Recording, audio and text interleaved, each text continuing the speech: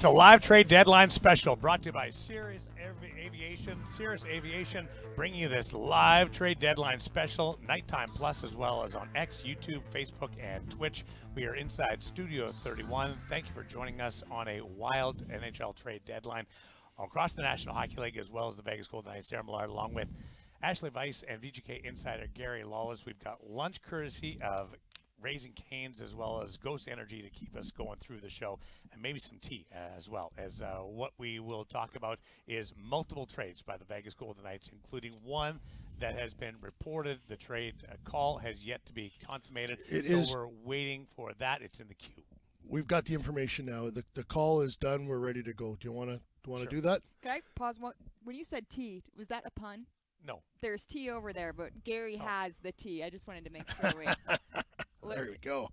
Let's start. The Vegas Golden Knights acquired Tomas Hertl and a third-round pick in the 2025 NHL entry draft and a third-round pick in the 2027 draft from the San Jose Sharks in exchange for a first-round draft pick in 2025 and forward David Edstrom, who was Vegas's first-round pick last year. So coming to Vegas, 2/3 Tomas Hertl, and going to San Jose, a first in 2025 and last year's first, Swedish forward David Edstrom. So that's the breaking news from the National Hockey League and the Vegas Golden Knights, as Tomas Hertl comes over from the San Jose Sharks. Two other moves that we'll get to.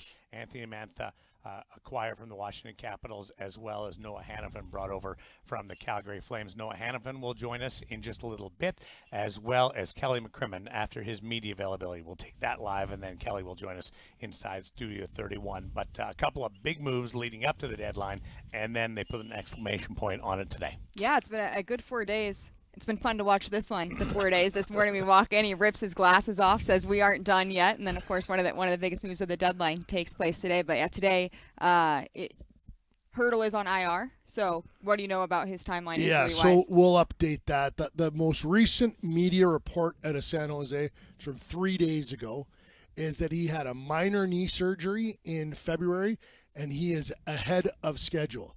The San Jose Sharks retain 17% of Hurdle's cap hit. So he fits within the Golden Knights salary cap right now.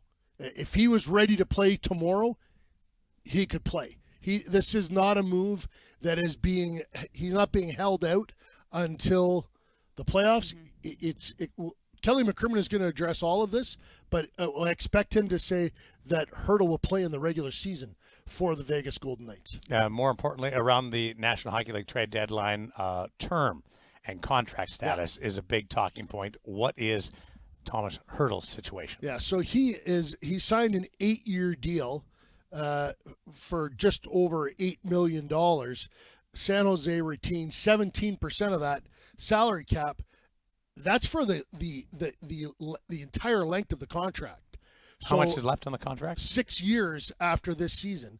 So this season and 6 more at just over $6 million for an elite power forward in the NHL. So not only did McCrimmon help his team in its pursuit of a defense of the Stanley Cup, he has also, just like he did when he acquired Ivan Barbashev and then extended him, he has now got this player for another 6 seasons at a very reasonable rate, just north of $6 million. So it's a seismic move. It's huge. Mike Greer has been the general manager of San Jose Sharks, has been trying to shed cap. Hurdle was not on anybody's trade board. No one expected him to be traded. So this is a McCrimmon masterpiece. He came up with this concept, or they identified an opportunity, and they went out and made it happen. And a great fit for Bruce Cassidy's system as well. He's talked since the moment he got here about how important his centerman is, how much he expects from his centerman. We got to talk to Derek England Hurdle will play the wing to begin, I believe, but okay. Continue. Yeah, go ahead. But we talked to Derek England a bit, who obviously played against him plenty, and tough to play against was, the biggest thing he said, which is something else that Bruce Cassidy's really looking for. And as you get closer to playoffs, that's exactly what you need. And perhaps even more important than all of that is the fit that he's going to be in the locker room. Just when rumors were swirling around, we got a text from our producer on Script Sports, Tavish Strand, who had gotten a text from the producer in San Jose just talking about how he is so beloved in the San Jose Sharks locker room. Not only that, but every employee. He's most employees' favorite players. The front office loves him. So I think this is definitely a market where it is a hockey team, but these players mean more to the fans than what they do on the ice. The fans care about how they are as people, so I think he's going to be a great fit here in Vegas. When the Golden Knights played the Sharks, didn't you A, hate him, and B, wish he was on your team? You check both of those. The other thing that Derek England said was, and Bruce Cassidy will love this, when he gets in front of the net, he's not going anywhere. You can't move him. He is really powerful, very heavy on the puck. This is a great fit, and we want to. Darren wants to drive the show here and break stuff down, but at some point, hopefully, we can look at maybe where everybody fits now, because all of a sudden the Golden Knights have got a lot of really good players. That's in segment 2 that we will do that. Awesome. We'll look at last night's roster, and then we will just speculate as to where all the players who are not available right now might be able to fit in. A couple of things jump out at me. One, Thomas Hurdle, by signing an 8-year contract as a career San Jose Shark, is a franchise player who just got moved. The other one is he's 6'3", which gives you just that mold of a Bruce Cassidy player who's big, heavy, skilled, and can work the forecheck and force the issue.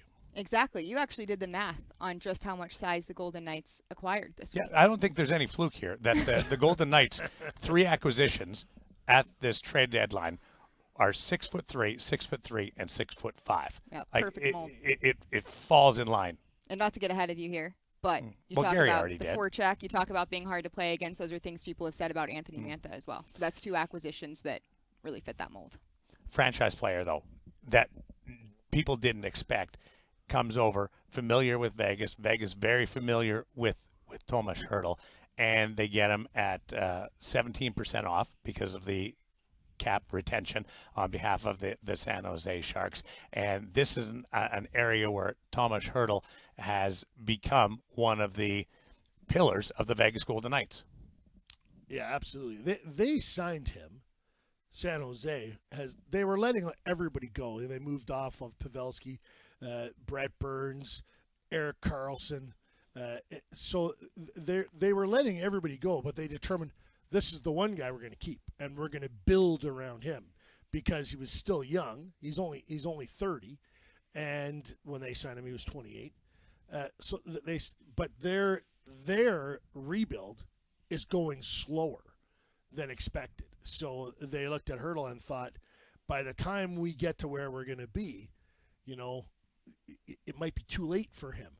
So Vegas acquires him, and he is going from, is San Jose the worst team in the NHL? Second worst. So he's going from there to now, okay, I got a chance to win. He is going to be, it'd be great if he was healthy and you could watch him tomorrow night, because it's going to be fascinating to see what this guy can do and where he fits. And he's just, he's a dangerous player. Vegas became more dangerous. That's my phone when this deal went on. This is a legit bombshell. This is from insiders around the league. Biggest trade of the week. How did they do it? And we were watching the trade deadline shows.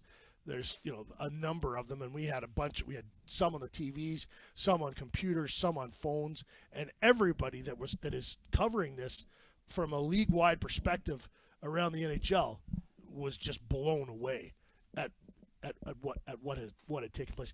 Shane Knighty was even excited. I got a text from Shane saying, "Wow."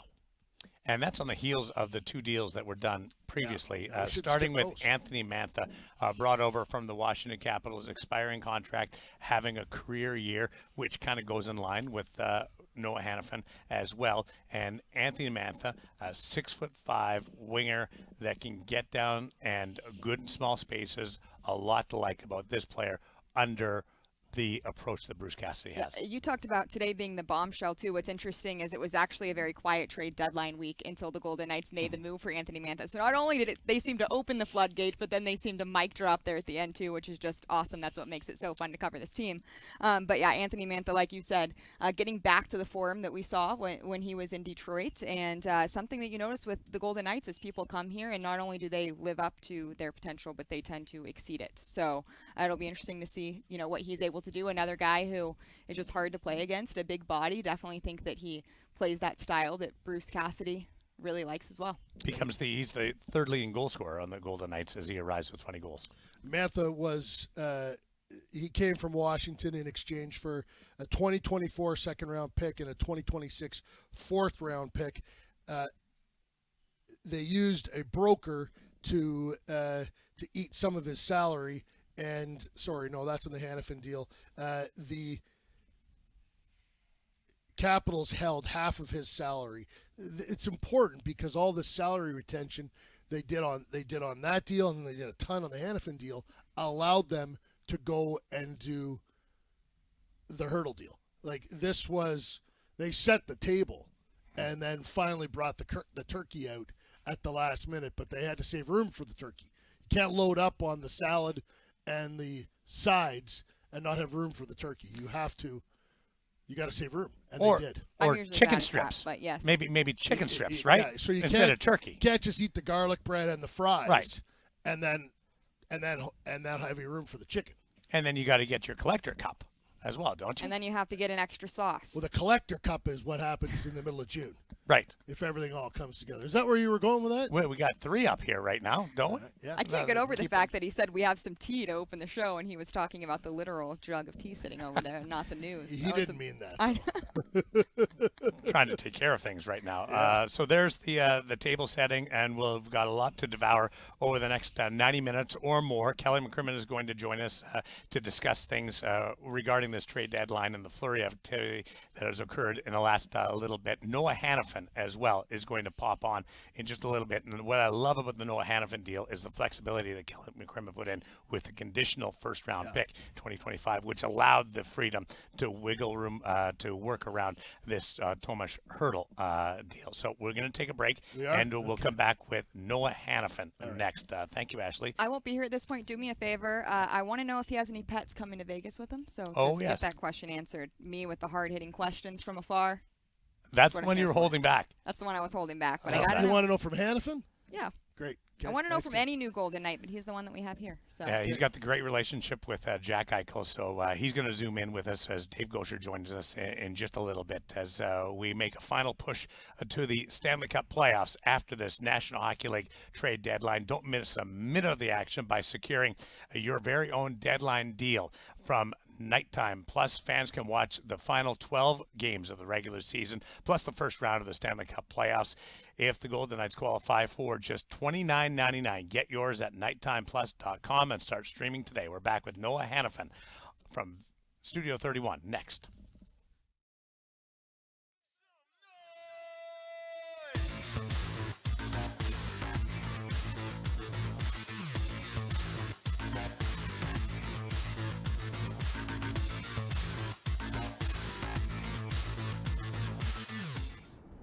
We got into a bad wreck.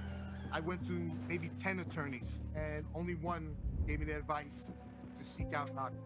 So I did. We got help the very same day. They made me feel very important, like my little case was not so little, it was a huge case. When we won the settlement, of course, we paid our bills. A portion of it went to opening this restaurant. If I ever have a problem, I'm going to Knoxville. There's no better attorney. Yeah, you gotta go to Knoxville. Seats, they're great.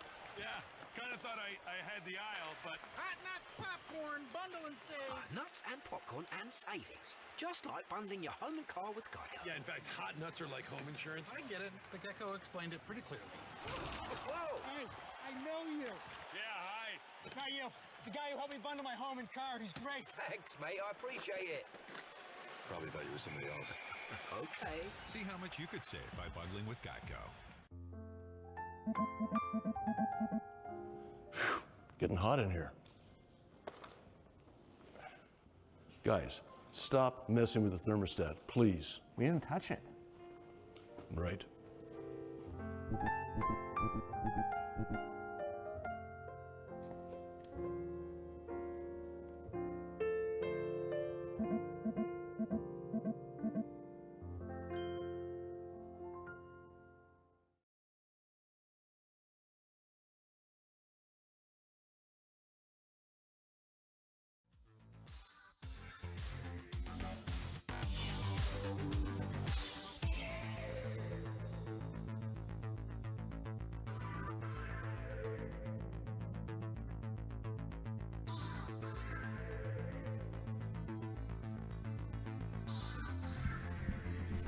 It's the National Hockey League trade deadline just passing, and the Golden Knights made an addition to their team in January. Remember this when Maverick became the official team dog.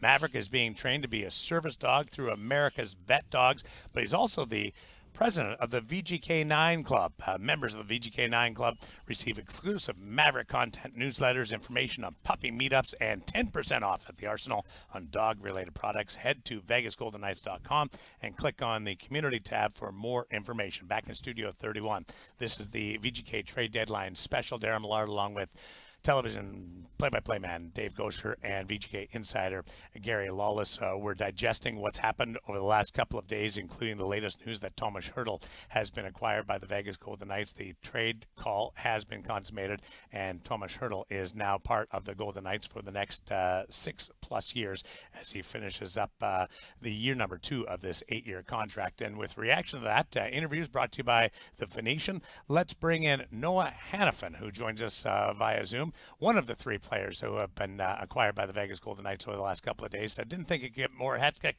than your day yesterday, up at 5:30 in the morning and flying across the country. But just Noah, one, welcome to Vegas, and number 2, what was your reaction to the Tomas Hertl acquisition? Yeah, no, thanks, guys. Thanks for having me. I'm super excited to be here, and yeah, it's been anytime you get around the trade deadline, it's pretty crazy and hectic around the room. But I think everybody is really excited about the news today with Hertl. He's obviously a great player, and he should definitely help the team. So I think everybody's pretty excited about it. What's it been like for you, Noah, that you come to a team here that's obviously not shy about making moves at the deadline? Yourself, Hertl, Mantha. Well, this is not a new thing. This is how they've been built for now 7 years to come to an organization of this nature. It's exciting, obviously, I've been here for about a day, but I can already tell, how serious winning is here. And that's the culture they want to have. They want to win Stanley Cups, and they want to go to playoffs and be a successful team. And as a player, that's something you always want to be a part of. You want to have that opportunity. And, for me, I'm just I'm very excited and looking forward just to settling in and doing what I can out there. You've got 3 new players on the roster. You have players coming back from injury. How do you figure out chemistry as a group? Yeah, I think it takes time. I think, for me, playing last night with Petro, he's obviously one of the best defensemen to play the game, and he communicates a lot on the ice, and I think it'll take a little bit of time, but once you start figuring out the way each other plays, it'll get a lot more smooth. So, I think, practice is important too, just making sure we're good at practice and we're working together, but I think for the most part, there's a lot of good hockey players on that team, and we'll figure it out. So we're up in the office, and about half an hour before practice starts, we get word that practice has been canceled and that the players are not going to go on the ice. And, it's the trade deadline day, and all of a sudden we start, kind of wondering what's going on. What was the vibe in the dressing room when you heard that? Yeah, I think it was just everybody knows when the deadline's here, I think everybody's expecting something to maybe happen, and it's on every player's mind. But I think for today, it was nice just to get a little workout in and get the legs going and just regroup a little bit. Obviously, it's been a bit of a tough stretch. So I think tomorrow's a huge game against Detroit, and now that the deadline's over, everybody can move past it and get ready for the game tomorrow. Noah, in all honesty, Darren did a great job last night of encapsulating your day yesterday. You wake up at 5:30 in Tampa Eastern Time. At 11:15 Pacific Time, you're in this building that we're in, City National Arena. How did you actually feel on the ice last night? Yeah, I think adrenaline took over a bit. I was excited to play, but it was a pretty crazy day. It was a long day of travel and just meeting new people and settling in and all of that. So it was definitely a unique day, but I think just getting on the ice and doing what I can, keeping it simple, playing physical, just trying to move the puck and adapt a little bit was all I was focused on. And I think today, just having another day under my belt of meeting everybody and getting used to the facilities and things like that, it's made it better. So I'm looking forward to getting more comfortable out there. You've been in this building before, obviously, with Carolina, with Calgary. From afar, what did you make of, we call it the Vegas hockey experience from the outside, and then to be on the Golden Knights side of it last night had to be maybe a little bit surreal? It was, yeah, for sure. It was a unique experience, but it was great. The facilities here are unbelievable, and you can tell it's a very high-class organization. So it was a lot of fun just getting out there and wearing the jersey and playing in front of the fans. It's always been one of the best buildings to play in the league, and I think just now being my new home arena was pretty cool. You were able to get a ride to the rink last night with Jack. Tell us about your relationship with the Vegas Golden Knight forward. Yeah, I mean, Jack's been great. You know, I've known Jack for a long time, both being from Massachusetts, and grew up playing against him a little bit. And we went to the U.S. national program together, and played at a few world championships together. So I've had a long history with Jack, and obviously I was happy to see him, win that cup last year. He's a super hardworking guy, and he's a leader here, and he's somebody that's he's going to make my transition a lot easier, just having known him and what he means to this franchise. So it's exciting to be his teammate, and hopefully we can have success together. You played against the Canucks last night, and with 3-1 loss. What did you see from the Golden Knights game that you think you guys can fix quickly to get back on the right track? Yeah, I mean, it was my first game, so I think I'm still learning a bit. But I would say, obviously, just from talking to some of the guys, I think they're concerned about just having some better starts and making sure we're coming out of the gates a little bit better. And having that 5-on-3 last night was a little tough momentum wise. And Vancouver's a good team. They're one of the best teams in the league right now. So I think there were definitely some good areas of the game last night too. But I think if we're not chasing it, we can get a good start to the game and have a good first period. We're going to set ourselves up for success. Noah, what I was saying earlier, from a distance, how much did you pay attention to what goes on here in Vegas? Did you watch the whole scene last year when this team won the Cup? Where did you kind of click into how special this is in this city? I mean, yeah, I think even since the beginning of the organization, when they first came into the league, I remember coming here and playing my first game here, and just the atmosphere and being on the strip and just the crowd, the energy. I mean, it's definitely unique and something that's everybody circles on their calendar for their season when they're coming here. So it's a special place to play hockey, and obviously seeing last year their success of going to the Cup and winning, and just the parade and the way the whole city and the fans kind of rallied around the team. It's pretty cool to see, and it's definitely a big deal here. And like I said, I couldn't be more excited for the opportunity just to represent the team and the city. 15 because 55 was taken? Is that where you go? Yeah, I mean, I've always had a 5, my whole life. It's kind of been like our family lucky number, but 55 was obviously taken, and 15 was my high school number that I wore at St. Sebastian's when I was in high school. So I was like, no, I'll take that one, and hopefully bring me some good luck. Thanks for doing this, buddy. Great to see you on the ice last night in a whirlwind day. Gives us appreciation for what professional athletes really experience, because we travel across the country and we're just going to bed right away. So that was cool to see you on the ice, and can't wait to get to know you further. Yeah, can't wait, guys. Thanks for having me. I appreciate it. We'll see you soon. Appreciate it. There's Noah Hanifin, newest member of the Vegas Golden Knights. Well, now he's got some seniority on Thomas Hurdle, believe it or not, right. Because he comes in yesterday, travels across the country, goes into the lineup. I wonder what not practicing today allows him, just from mind space and physical, be able to catch his breath. Try to settle in a little bit, yeah. Right? Yesterday, as I say, you did a great job on TV last night of breaking down this whole day. Thank you, Dave. And which is a rare thing, especially after your vacation time you built up. But it's amazing that he was able to get himself together the way he was. And, the next thing you know, he's playing with Alex Pietrangelo. They'd never played together. He jumps on this train right now where obviously the team is having some issues. So, he just kind of mentioned they've got to sort some of those out. But for a player of his nature and his ilk, pretty impressive that you could wake up in Tampa, fly cross country, get here, have the Mark Stone car service, pick you up at the airport, get you to CNA, have Jack drive you to the rink. And for him, I would think if anyone was happy to see no practice today, he would have been at the top of the list. Who picked you up when you signed? There was an Uber. Who picked you up? It's the same person. Same Uber driver. Yeah. I don't know, the same person. Sure, I didn't pick you up. Nope. When I came out here the first time, Eric Tosi picked me up. Eric Tosi? Yeah, and then after that Zane picked me up the first time anymore. I came here. Yep. It was Mark Stone, Jack Eichel driving you around. That's pretty good. Yes. Yeah. As he gets acclimated to Vegas. What kind of player are we talking about in Noah Hanifin? Because he's got the fluid skating style of a Shea Theodore. He's got the all-encompassing game of an Alex Pietrangelo.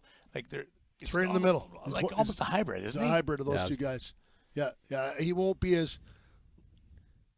he walked the line one time last night late during the 6-on-5, get the puck, and it's not quite Theodore-esque, but it's still he's got some mobility skill, and he was physical and was good at the red line, interrupting stuff. He knows that he can take some chances defensively trying to defend, because he can also get back quickly. He's a really good skater. Yeah, it's a mixture, right? Truly. I mean, yeah, he probably not as dynamic as Theodore is, but he's already got a career-high 11 goals. And, he fills a need, right? Yeah. I mean, I love all these deals over the last couple of days. But, this team moving forward is going to have to find a way to keep the puck out of their own net a little bit more, right? That's been an issue here for a while. So I don't think Noah Hanifin can do anything but help that, and hopefully, but can also log big minutes, can play on a power play. It didn't get much ice time last night. The two new guys are on the same unit, right, with Mantha and Hanifin. So, on that second power play. On that second, yeah, and it fills a need for them. They needed to get, they need some stability. Well, he steps back in end of the with ring. the absence of Alec Martinez on IR, so that's at least a week. So the timing is perfect for the interaction there. Thanks to Noah Hanifin for joining us. The interview is brought to you by Avaiation. We'll have Kelly McCrimmon as he greets the media in just a little bit, and then Kelly will join us here in Studio 31 for a more in-depth conversation as we get to really dive into the process of these three deals that the Vegas Golden Knights have made, acquiring Anthony Mantha, Noah Hanifin, and Tomas Hertl, the last deal occurring leading up to the National Hockey League trade deadline. More to come from Studio 31 as we continue in this trade deadline special. The stretch run is upon us. The Vegas Golden Knights making the final push to the 2024 Stanley Cup playoffs. 3-game stretch run ticket plans starting at $299 include a ticket to the March 23rd game versus Columbus, April 2nd against Vancouver. That's the day after April Fool's Day. Thank you. April 18th against Anaheim. Each plan includes a 2023 Stanley Cup champion replica ring. Secure your seats at vegasgoldenknights.com and click on the ticket tab to learn more. Back with Kelly McCrimmon and his media availability, plus Kelly McCrimmon in Studio 31, as we continue on this trade deadline special.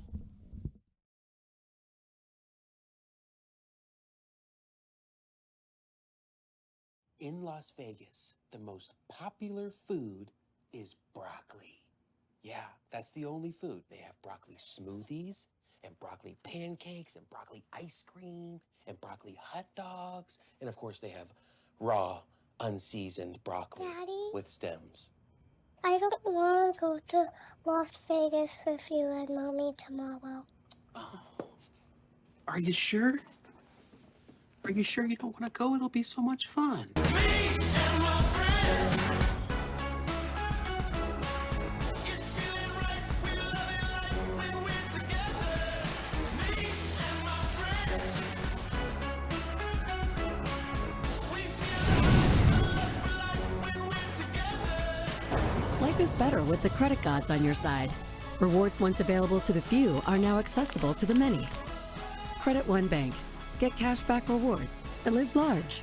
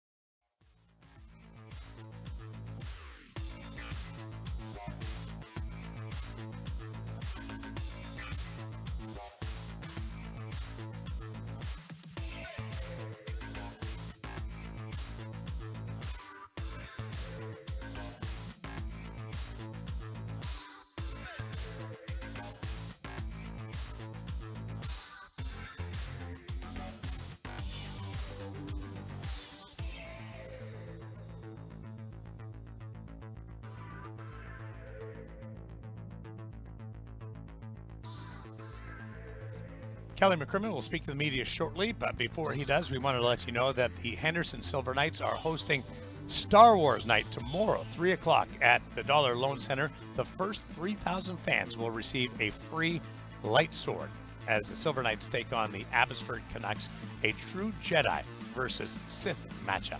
Activations including music, games, $3 beers, and even Podwin training beginning with the Salmon Ash Tilt Yard at 1 o'clock. So head to HendersonSilverKnights.com for more information. You excited about the Podwin training?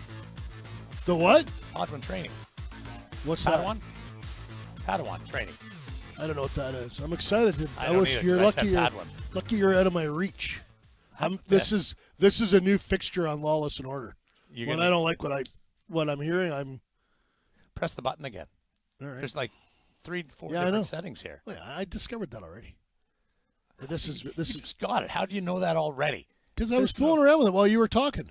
So the Star Wars night is also going to feature these great sweaters. Oh yeah, those are nice. And this is the Henderson Silver Knights special edition sweater. Look at the shoulder patches as well. Awesome. And on the back, it says Jedi Knight. Ah, very cool. So outstanding job by the graphics department. The Henderson Jedi Knights for one night. So this is pretty cool. Yeah. Now, how many times do you think we would have actually participated in sword fights or lightsaber fights if you and I were at the game and we were kids? Like somebody's leaving there crying. Someone's leaving. Yeah, it's as my mother used to say. It's all fun and games until someone loses an eye. Did you think that you would ever be on television holding a lightsaber? I was just making like zzz noises, and I realized, you're on TV, Gary. Maybe you should stop. Like this is the stuff you did when you were a little kid in the basement with your buddies.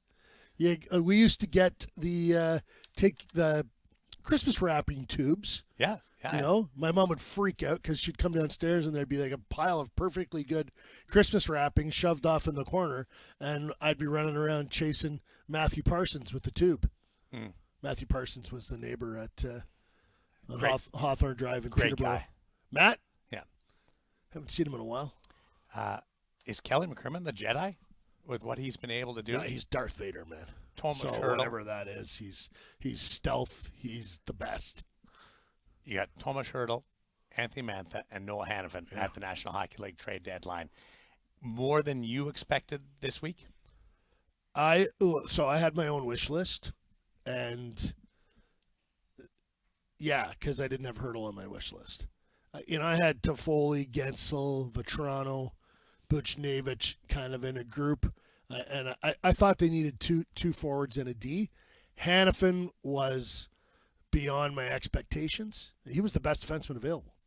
And you can make the argument that Tomas Hertl, who was not available, is the best forward acquired by any team at the deadline. Him and Gensel right there. And when Hertl is right, maybe more dynamic, and like Hertl will drive play. That's not Gensel. Gensel's a finisher. And we're going to find out how Gensel plays without Sidney Crosby. Because you look at his career split with Crosby, without Crosby, there's a drop-off when he's not with 87. Curious your opinion from before the National Hockey League trade deadline to now. Are you more surprised that they were able to acquire and went out and got another defenseman when this organization is deep in that regard? So a little bit off the bat there. Or acquiring Tomas Hertl, who has another 6 years after this on a contract and wasn't rumored to be in play at all. Yeah, well, so I have learned in my time here with the Golden Knights to never be surprised, because Kelly McCrimmon operates on a different plane. He's thinking of different things. So, no, I'm not surprised. I'm thrilled as a member of the organization and as someone who watches the team every night. They got a lot better this week. Let's take a look back at last year's trade deadline. Sure. A couple of acquisitions, including Ivan Barbashev, who comes over from the St. Louis Blues and fits into the same kind of category of you acquire a player on an expiring contract, Noah Hanifin and Anthony Mantha, but you have the opportunity to extend. And that's exactly what they did with Ivan Barbashev, the opportunity that they have with Noah Hanifin and Anthony Mantha if it plays out that way. They gave up a top prospect in Zach Dean, and you see the possibility that it can play itself out with a player like Ivan Barbashev, who just grows in front of your eyes with his versatility of being able to play up and down the lineup.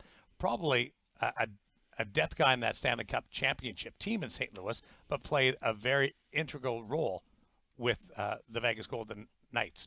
As we'll get back to that with Gary Lawless in just a little bit, but let's join Kelly McCrimmon, greeting the media in response to this trade deadline and the 3 acquisitions. To begin, I want to just talk about the week that was. We're really satisfied with the acquisitions that the organization made this week. Just to summarize, most of which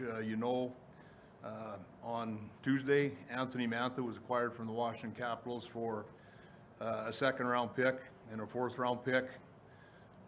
Size, talent, we felt, I've mentioned, I think, earlier this year, we felt that we would at some point want to add a veteran winger, and he was a player that was identified by our pro staff and a real target for us. That's why we were aggressive in terms of trying to complete that trade early, and he's a motivated player that's had a real good season in Washington. We think complements our forward group very well.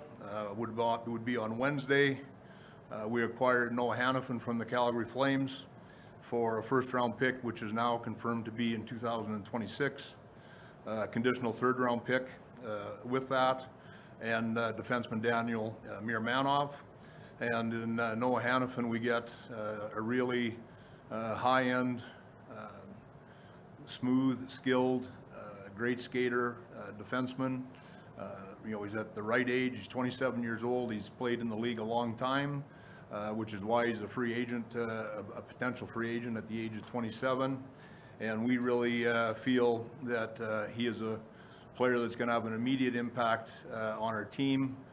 Very well regarded across the National Hockey League. He's a real good NHL defenseman that we are thrilled to have in our organization. And then most recently, this morning, acquiring Tomas Hertl from the San Jose Sharks for a first-round pick in 2025. David Edstrom, who was our first-round selection in 2023. And in return, we get Tomas Hertl with 17% salary reduction, which puts him on our salary cap at $6.75 million. And as well, we received third-round draft choices from San Jose in 2025, 2027. Hertl is currently sidelined with a knee injury. We do anticipate that he will be available in the regular season. We'll know a little bit more with respect to that timeline once he is examined by our trainers, but we are hopeful that he will play before the regular season is concluded. And he had a minor procedure on his knee, I believe, on, I want to say February 12th, but you'd need to check that. But we're comfortable that he'll be in our lineup in the regular season. The process of how we got here, we have had a really good draft grid going into the last 3 months when you really start to tighten up what you might be doing with player acquisitions. In our draft grid for the next 3 seasons, we were missing a fourth-round pick in 2024, which we traded to acquire Aiden Hill. We were missing a seventh-round pick in I believe 2025, which we used to acquire Jonathan Quick.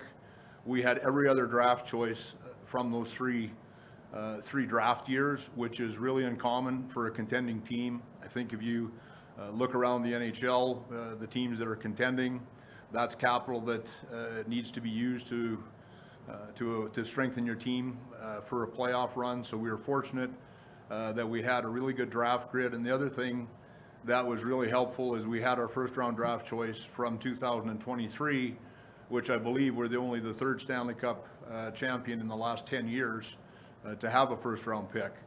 I'd like to credit our amateur staff under Bobby Lowe's for selecting a real good player, and David Edstrom, who clearly was one of the key pieces in the deal with San Jose. They have done a great job with mid-round picks, finding hockey players that are developed under Will Nickel, our Director of Player Development, and allowed us to move draft picks or players we have drafted to strengthen our team. Last year, the example was Ivan Barbashev, who we'll have in our team now a minimum of 6 years for a good young player, and Zach Dean, again, another draft choice of Bobby and his staff that enabled us to add a player like that. And then from there, the work of our pro staff and our hockey operations, we feel that that is a real competitive advantage for our organization, the talented people that we have in those areas and the work we do. And a lot of these things come down to doing more work than other people. And I really appreciate the efforts of all of the people that I'm touching on. We identify players of interest. That's a process that begins before Christmas. We tighten that up as we go along. Contrary to popular belief, we don't go after every good player. We go after good players we like, good players we identify, opportunities we identify. And this week we were able to acquire each of the 3 players that we wanted to bring into our organization. It doesn't always work that way. You can do the exact same amount of work. You can, have a similar process, and sometimes trades don't unfold for one reason or another. This year, we feel really good that it did. We wanted to help our team. Our recent play hasn't been good enough. We know that. We'll fix that. When you're a general manager, you're a 35,000-foot view on your organization, not just the hockey team, but your entire organization. We can't let the fact that we lost a game last night change anything about what we're doing. It's a lot broader perspective than that. I think the one thing that we do feel strongly about, our players have earned the respect for management to try to help. And I think when you have a room full of champions, that it's easy for us to want to improve the talent and continue to add and try to help and try to put our team in a position to achieve that again. So that was the thought process of the things that went into bringing us to where we are here today. So I think I've touched on most. Oh, I'm sorry, I wanted to do health updates. Mark Stone, when he was injured, I made my mind up that when we had media availability after the trade deadline, we would share with the media and our fans what we can. Mark had a very serious injury, a lacerated spleen. He will miss at least the regular season. I don't know how much more than that he will miss. It's really an unknown for us, and these are different type of injuries than what hockey players or athletes normally sustain. This is all about CT scans that determine the health of the spleen. It's impossible to know what the timeline is. I'm sure every single person in this room has Googled lacerated spleen, and you can tell that it's a little bit of a tough one to pinpoint in terms of circling a date on the calendar. So we wish Mark a healthy recovery. There's no reason to expect that he won't have a healthy recovery. I don't think this puts him at risk in any way longer term, but it is going to take the time that it is going to take. So that's the update on Mark Stone. Will Carrier had an upper body injury. We expected that he probably would be back, certainly skating, maybe playing by now. His return has been complicated by illness, by pretty serious illness, so that slowed him down a little bit. Pavel Dorofeyev will return tomorrow. I believe he's been taken off IR. If he hasn't yet, he will be soon. Brett Howden would have skated today. Had our team skated, he would have skated in a non-contact jersey, so he's getting close. Alec Martinez had a procedure, a lower body procedure, after we arrived home from our 5-game trip, and he'll be out of the lineup short term. I think that covers the people that aren't in the lineup. I've tried to explain the thought process behind the moves and recognize the people that help us make these trades. So with that, I would open it up to questions. Start with Danny. Just wait for the mic. The mic's on both sides. Danny Webster, Las Vegas Sun. Kelly, you kind of touched on it earlier, but just the importance of bringing in these 3 guys without taking anybody off the active roster. I guess how important was that for you evaluating over the last couple of weeks with the team in the slide that it's in? Well, I think that it's a challenging time of year for NHL players, and our players know that we want to win. They know we'll do anything to win, which I think they appreciate and expect. They like being part of a winning organization, but a trade deadline always gives a certain amount of angst to players, and oftentimes, you never know for sure because you don't do exit surveys, but oftentimes it affects people you might not think it would that it would affect.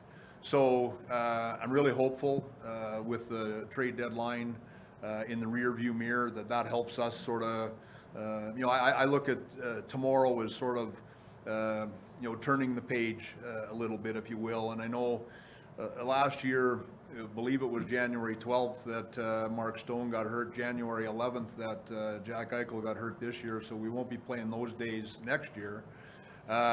When Mark got hurt last year, it really affected our team, and it affected our team right into the All-Star break, and then we turned the page, and we came out of the All-Star break, and we played real good hockey till June 13th. So I look at the trade deadline having a similar impact on us. It's time to turn the page and get going. It's time to turn the page, and I think that part of, I just think it puts players in a better frame of mind. The people here now are in our organization. We've made our acquisitions. No one came out of our room. We never, at any point through this entire process, and to state the obvious, but sometimes it gets overlooked, trade deadline is a lot more than this week. Trade deadline, keeps me awake for months, right? So I think that having that behind us is going to be a healthy thing for us as we move on. Jesse Granger with The Athletic. You mentioned a lot of work goes in and not all trades are completed. From the outside, at least, it seems like you and your staff are able to complete a higher percentage of them. And you mentioned maybe the reputation of going after guys. I think that's partially because you get so many. Why do you think you've had more success completing big trades like that maybe than some other general managers have? It's hard to say. You have conversations with people, and it depends on your approach. We pay.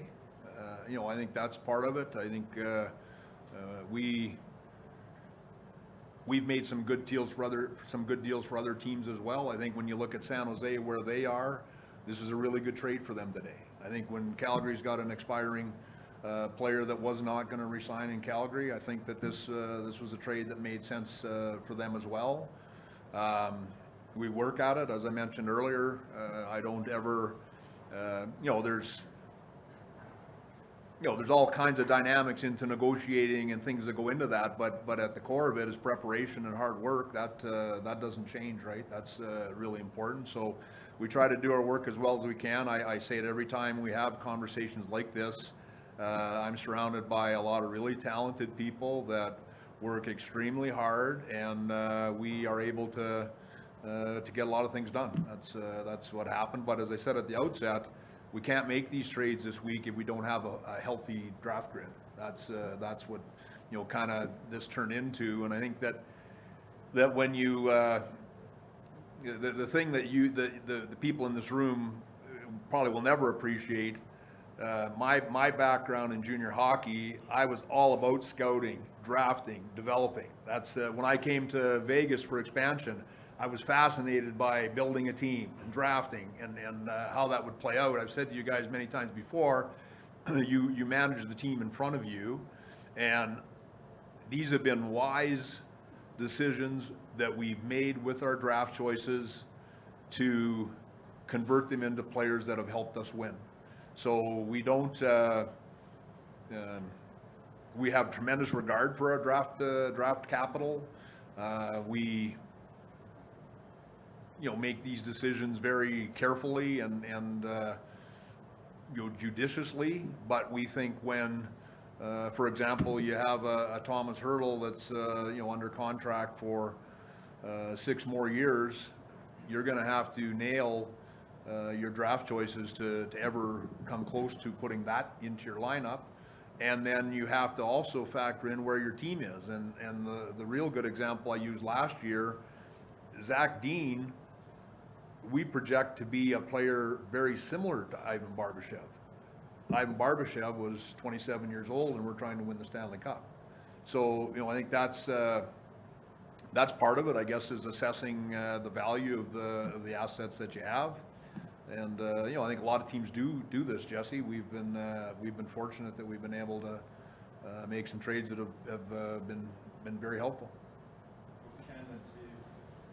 Ken Wilkieson, Mindot Vegas. When you made the trade for Hanifin, there was a condition in there that if that first round pick is used up, it'll go to 2026. When you made that condition, was Hertl the one that you were thinking at that moment? We had already had our 25 first round pick in discussions with San Jose. Didn't feel that it was fair to pull that out of discussions that we'd have with San Jose, so had to explain that to Calgary.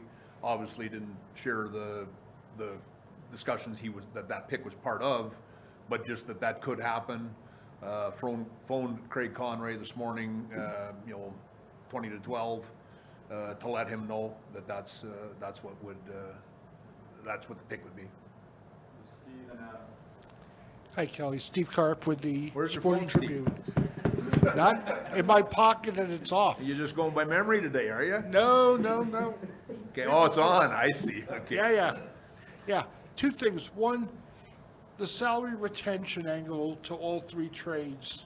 Yeah. How were you able to get that without having to give up a current player on the roster? I know Miro went to Calgary in the Hanifin thing. And as Hanifin is also, on an expiring, I believe? Correct. Yeah. There was talk that you guys were trying to get an extension done before the deal with the Flames. Is there any progress there, or is that something you'll revisit with him after the year? We did not talk to Noah's representatives prior to the trade. We have talked to them since, but we had not talked to them prior. Your first question is a real good one, and within each deal, we did pay for retention.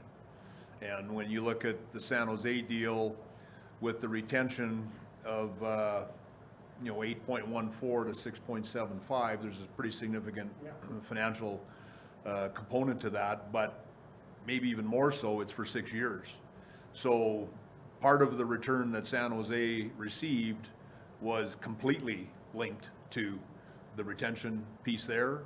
Noah Hanifin is an expiring contract. I think if you look at the trades around the NHL, a lot of the players being traded on expiring contracts, teams are more receptive to retaining 50% to effectively grease the wheels for trades to happen.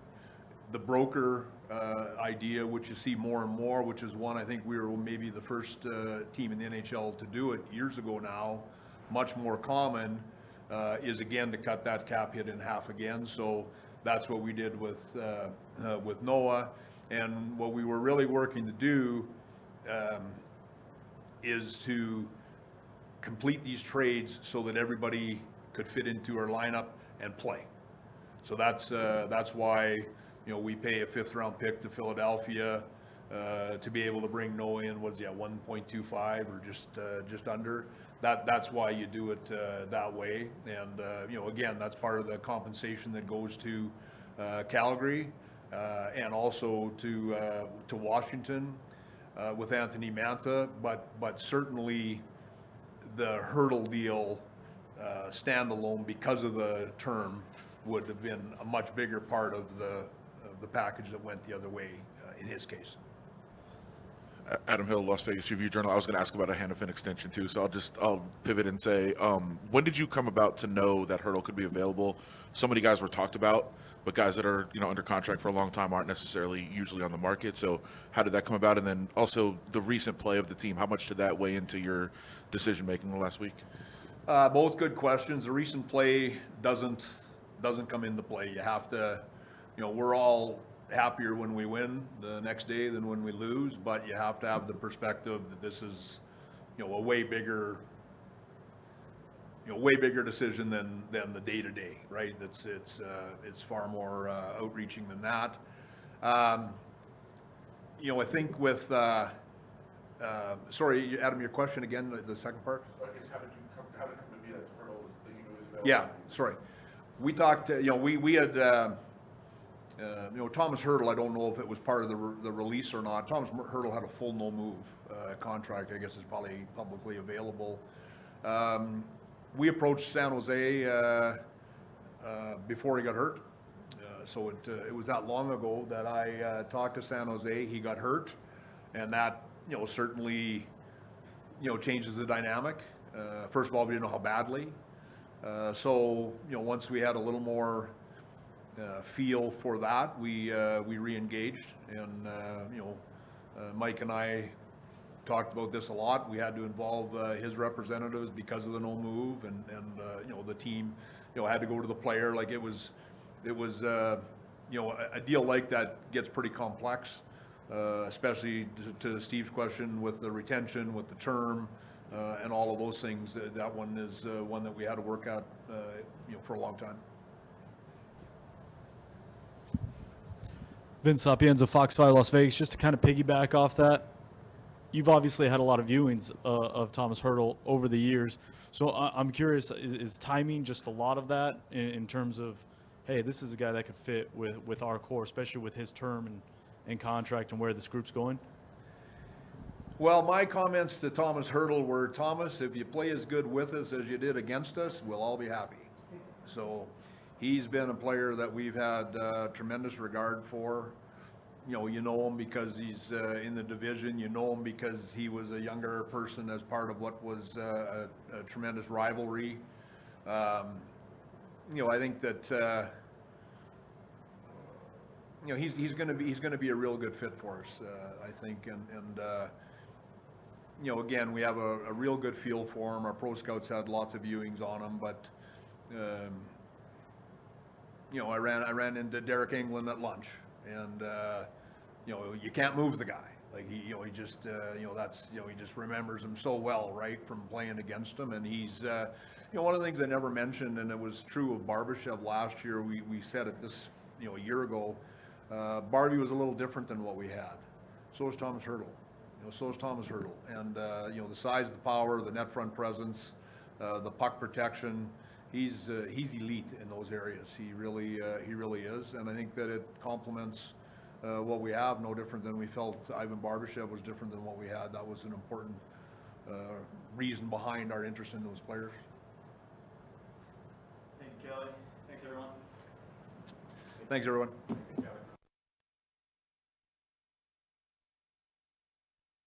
The trade deadline, which are wrapped up just about a couple hours ago, 2.5 hours ago, the Golden Knights are making 3 acquisitions: Anthony Mantha, Noah Hanifin, and today, just prior to the trade deadline, Thomas Hurdle from the San Jose Sharks, who is just in the second year of an 8-year contract. That one completely caught the National Hockey League and all its pundits by surprise. Darren Millard, along with VGK insider Gary Lawless, will be joined momentarily by Kelly McCrimmon, who will make his way up to Studio 31. A couple of things to play off of from Kelly's availability, Gary. Recent play hasn't been good enough, and we don't go after every good player. So dealing with the now and the assumption that Vegas is able to somehow land all the big fish. Well, first of all, you can't go after every player. There's not enough time. Like, there was all these deals going on. Everybody's engaged in different things. And Hurdle wasn't even available. Kelly went and did that like completely off the board without, like, that's his idea. That's his team's idea. Maybe there's an opportunity for us here. And they identify players that they like, they look for opportunities, and then they go and try and make the deal. Mantha wasn't the best player available. Like, you mean, he wasn't the best winger available. I guess would have been Gensel if you look at his playoff numbers, right? You know what I mean? They looked. I'm sure they look at their roster. They have different layers, different spots, and they go, "This guy would fit here, and he would help us. Let's see if we can make something happen." They just it's impossible to go after everything, and their success rate tells you that they put a lot of time into what they do, and that makes it even more difficult to go after everybody. So that's nonsensical. The recent play hasn't been good enough. Bruce Cassidy, right on down. The players would agree with that. But interesting, Kelly saying it's now time to turn the page. Yeah. It felt like maybe that there was more weighing on this trade deadline than maybe in the past. Well, I do think that the players expect things to happen. That's just, I asked Bruce this question a little while ago. You know, every team and every trade deadline is different. And he said, yeah, I've been in places where, there are teams that are sending players out because they're not good enough, and they're starting they're going through a reset. That's hard on players because you're going to get moved. But I think in Vegas, they expect Kelly Kelly and George and Von Karpen and the rest of the hockey ops staff. Bill Foley has to be included in that as well, to do stuff. I just want to say this right now. I do hope people in Vegas and in Nevada appreciate what they have in that group. Like, Bill Foley is going to spend over the cap again this year. Not many teams do that. So that's like, money that could be profit for Bill and for the Golden Knights. He's saying, no, use that for players. Why? Because he wants to win. Kelly McCrimmon and George McPhee are the best at what they do. They're really smart. They're experienced. They're driven. You heard Kelly say the trade deadline keeps me up for months. It's true. Like, he's operating on like 7 black coffees right now. It's 3 less than Darren Elliott. That's true. That's really good. That might be your best of the week. And, George is... I drove in here the other night, my daughter had a hockey practice. It was 8:30. George and Kelly were sitting up in George's office. The light was on, and they're sitting beside each other. And right in my mind, I went, oh, my God, it's Marlon Brando and Robert Duvall. It's Vito Corleone and Tom Hagen, his consigliere. They work hand in glove. And no decision gets made by one guy without the other. They do it all in concert. And there's no other relationship like that in the NHL. There's no other president and GM combination like that. There is just perfect alignment from the owner to Kelly and George. And then, Von Karpen and the staff of pro scouts. They are so talented. They work so hard, and the result is this. Vegas hasn't won anything. You don't win the trade deadline. Vegas won the trade deadline last year because the 3 moves they made ended up, Quick helped them win the division to give them home ice advantage. Bluger helped them beat the Oilers. He was instrumental in that series. And Barbashev was, he was part of the best line in hockey for the last 10 weeks of last year's season. So and they won the Stanley Cup. So that resulted in winning the deadline. They've done all of this now. Now I have to go and capitalize on it. Kelly McCrimmon is making his way here to Studio 31 and will join us in a little bit. Darren Millard along with Gary Lawless on this trade deadline special. The idea of availability after the trade deadline and this regular season is something that we'll pursue. And Kelly McCrimmon offers some clarity on that with Mark Stone as well as Thomas Hertl. We'll come back as we continue from Studio 31 with the general manager of the Vegas Golden Knights, Kelly McCrimmon, right after this. Smith's always gives you more ways to save on top of our lower than low prices. And when you download the Smith's app, you can enjoy over $500 in savings every week with digital coupons and earn fuel points to save up to $1 per gallon at the pump. With a Boost membership, you'll save even more with double fuel points and free delivery. Discover more ways to save big every day. Smith's, fresh for everyone. Imagine yourself in a new Toyota. Imagine all the slopes you'll conquer.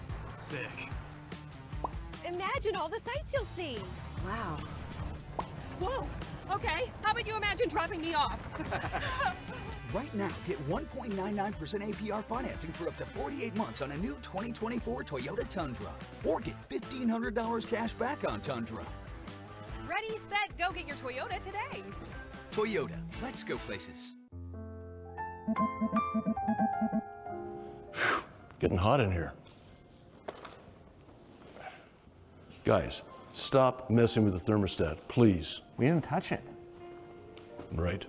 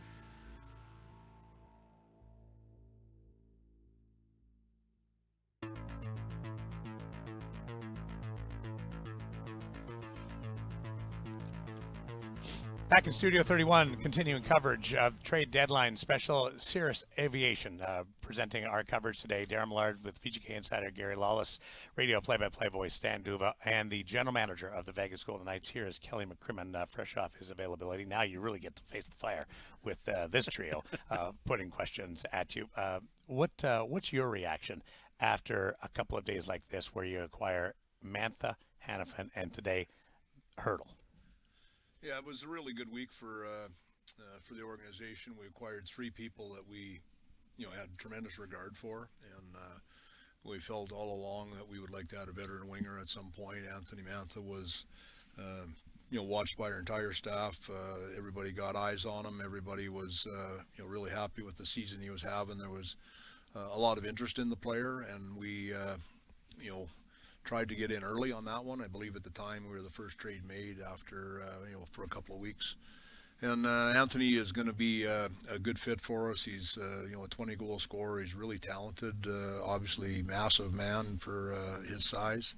And he'll complement one of our forward lines. And it was a need for us, we felt, and we were happy to be able to bring him on board. And then Noah Hanifin, I think, is one of the top young defenseman in the league. He's the right age. He's 27 years old. He's a great skater. He's tremendously well suited for today's NHL.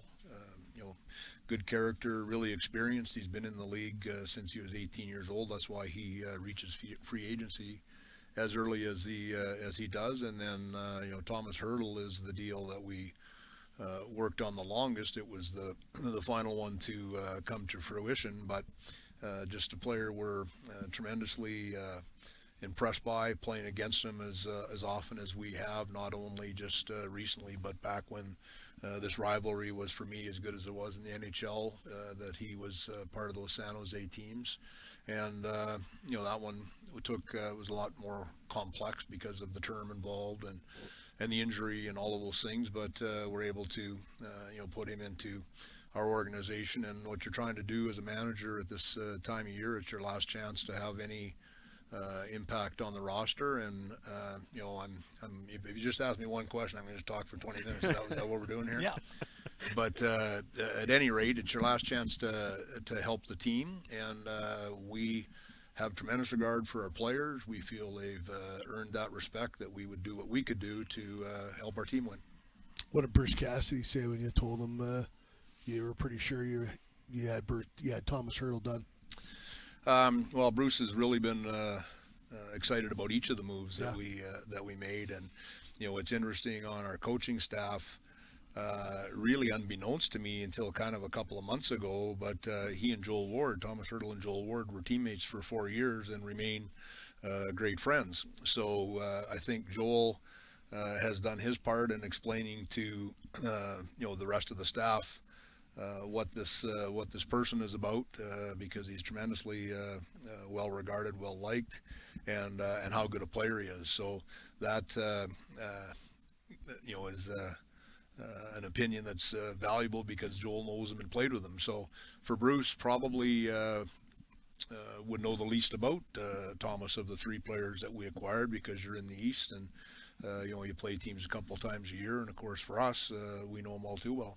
And Kelly, that brings up a thought, and just a reporter quoting David Quinn said, he's as good a guy as I've ever coached, to your point about Hertl. But I want to bring up another quote, something that Alex Pietrangelo said. He said that the organization always does its homework on the person. We've talked a lot about the players, their skills, what they've done. How do you find, and not everybody has a close connection like Joel Ward to a trade target. How do you guys do that? I think it's part of your due diligence. You acquire knowledge over time, and oftentimes, far more often than not, it doesn't translate into being a player that you might be interested in, but the pro staff, along with getting eyes on people, they keep their ear to the ground on players. I think that certain situations, other managers share stuff, or you can find out. And I think a lot of times, it might be former players that you've had or you coached, or even your own players. If you're we're trading for Ivan Barbashev, it's pretty logical we'd ask Alex Pietrangelo, right? So, times like that, Noah Hanifin, one of his best friends is Jack Eichel. So you can get some insight or some intel on people a little bit there. And, we've, from day one, from, the expansion draft in June of 2017, have put a premium on character, and it's rewarded us. That's, a big part of our culture. It's the things that Bill Foley stands for. It's the things that George and I really believe in, building a team, and it matters, because that character, where it comes into play, is not in good times. It comes into play when when you're trying to win 4 playoff rounds, right? That's when you're we're up 3-0 to Dallas, and now all of a sudden you're up 3-2. That's where character comes into play, is in situations like that. So we're happy to put good people into our organization. There was a time very recently where this sport was getting smaller and quicker. You acquired 3 players, and your back end obviously showed its value last year, but you acquired 3 players at this deadline: 6'3", 6'3", 6'5". You're going in the other direction. Fits the mold here with Bruce Cassidy as well. Well, we have a big team. I think that excuse me, I think it served us really well last year in the playoffs. I think when you get into a series and you're playing the same people over and over, it's different than playing in the regular season. I think when you are trying to protect the dangerous areas of the ice, the range and the reach and the sticks, I think are an important part of that. And we love the fact that these guys have the size that they do. So we watched your team play. Excuse me, guys. We watch your team play every night, and obviously you addressed it a little while ago, said it's not going exactly the way you would like it to go. I'll keep talking until you're ready, no problem. But you also said we'll fix that. I'd like to kind of have your assessment of what you see in your team right now, and maybe what's not going right, and and how will it get fixed? Well, I think that we're confident that it will. We're disappointed that we're not playing better right now than we are. I think there's a lot of things that go into it. You kind of get there an inch at a time, and we don't make excuses, but I think the the instability on our roster is a big part of this, and I give the people credit, the coaches, the players that come up from Henderson, the players of our own that are asked to do more and more each night. But I think our team, when it's at its best, is 4 lines. It's 3D pair, and I think that's where we've got to get to. So, I mentioned when I did availability that we're close on Dorofeyev. We're getting close on Howden. We are hopeful Carrier soon. That's going to make a big difference. And that's what for me, that's the biggest thing. And I think that the other part of it is over the course of a year, if you have some continuity in our lineup, and I guess I'd use last year, if you look at trade deadline till the end of the season, some continuity in our lineup. Didn't have Mark Stone, but had, our defense were the same pairs every night. We had pretty good continuity up front, not in net, but in terms of the skaters, well, that's how you build your game. And the disadvantage we have right now is some of the teams in the league that have had better health have the ability to build their game, and you have improvement internally. We're losing that opportunity, and I guess why it you're never comfortable with that, but why I guess I have the perspective that I do is we return 20 players. Every player in our team is a Stanley Cup champion. I think that they've earned the respect that goes with that. I think they I think they know we're going to get back there, and that's that to me is what I think needs to happen is just some continuity in our lineup. That's really the big thing. And you look at it, and just the cold hard facts. I mean, even Jack just missed 19 games. Shea Theodore missed close to 40. Just to go through the lineup, I looked at it today. And it's the Marchessaults, the McNabbs, the Petrangelos, the Stevensons. Those are the guys that have, if they haven't played 63 games, they're kind of 58 or 59 or better. And you look around the league, and there's some teams that have had like a handful of games missed by their entire decor, I looked at it, a team the other day when I was going through rosters preparing for a call, and a real good NHL team, their second line had played together 41 games in a row. Well, you guys call the games, you know exactly what we're dealing with, and this isn't a pity party. We're we like our team, but that to me is what has to happen next. And I think when that does happen, I think a lot of the things that you see kind of night to night that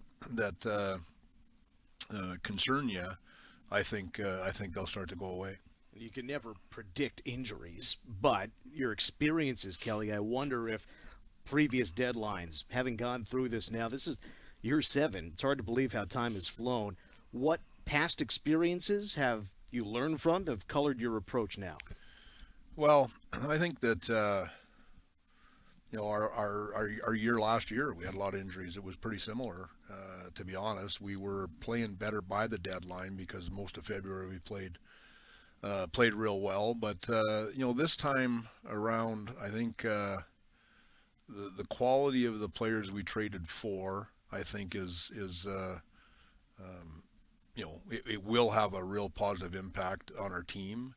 And then the confidence that we want to show in our team, in our players, that we're doing what we're doing personnel-wise to help them, and we're trying to put more talent, more size, more depth into our locker room to help us have a chance to win again. That's what the philosophy is this year, and we haven't mentioned it on this show. I mentioned it when I did media availability. We were Fortunate that we had a real healthy draft grid for a contending team. When you go through the NHL and you look at the draft grids of the teams that have been good, the draft capital takes a hit. That's part of how you improve your team.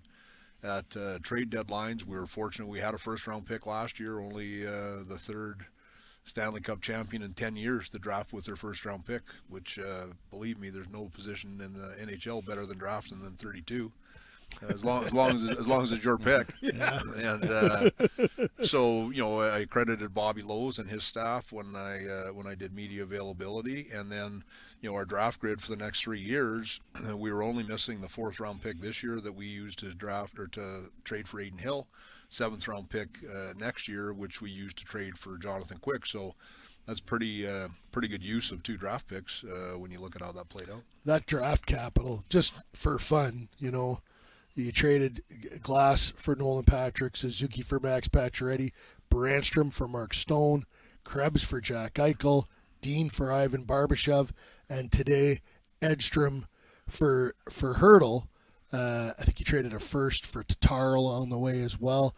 Like, if Bobby and his staff draft junk, you can't turn those players into gold like you have. Well, they've done a great job of, finding players after the first round, which, was a real measure of a staff. You can really evaluate, that's Tampa, that's a big part of how those great teams were built, were picks, outside the obvious. And yes, they, drafted Stamkos first overall, Hedman, top 2 or 3. That was kind of the foundation of their team. But then as they went along, they did a great job with picks after the first round. And just off the top of my head, I think Cirelli, Point, guys like that. And, that's where, I've said this before, the amateur scouts have, the least glorious jobs in hockey operations because the work is tireless. They're all over the world, not just Canada, not just the U.S., but but the world. They go to Europe. They do, Finland, Sweden, Czech Republic, Switzerland. They go all over, which is takes a toll on a person when those guys are on the road 22 or 23 nights a month. And then the part of it that I'm getting to, Gary, is they're selfless. So it's only a natural reaction, today when we trade David Edstrom, a guy they worked all last year to find, identify, the work that goes into the due diligence, how we do our draft list, where that player slotted, and then he ends up getting traded away today. And I mean, obviously we keep in touch with Bobby as we go along, and with that one, and it's no different than I mentioned earlier that Ivan Barbashev has turned into 6 years. So that's really important. Well, Thomas Hurdle has got 6 more years after this year, and I think that when you evaluate a draft pick's worth or try to assess if it's a consideration to trade it, when you get the kind of turn back that we did with our Hurdle, I can't imagine that and the timing, right? The time lag of the draft. I mean, it's a slow process with the development side of it. But we like to think we've made good decisions when we've included first-round picks in deals or players that were first-round picks in deals. Get specific on a couple of players. We discussed Anthony Mantha, but Noah Hanifin. I'd love to get your thoughts on your just big picture thoughts on him as a player. And Thomas Hurdle, he's not ready to play right now, but he will play before the end of the regular season. I'll answer your second question first. That's our understanding, that he would be available maybe with a couple of weeks left in the regular season, and yet that's not that far off right now either. But we'll know better when our trainers can look at him. I think that our expectation is he'll play in the regular season. Our cap is positioned so that when he's ready to play, he will play. And I think that your second question, sorry? Noah Hanifin. Just Noah, so yeah. Is there a comparable to him? We kind of put him as a hybrid between Shea and Petro. Yeah, that's fair. I think, Tremendous skater, kind of a today's NHL defenseman, but a real good defender. Experienced. He was in the NHL at 18, and contributes offensively. He's been really productive this year. His age,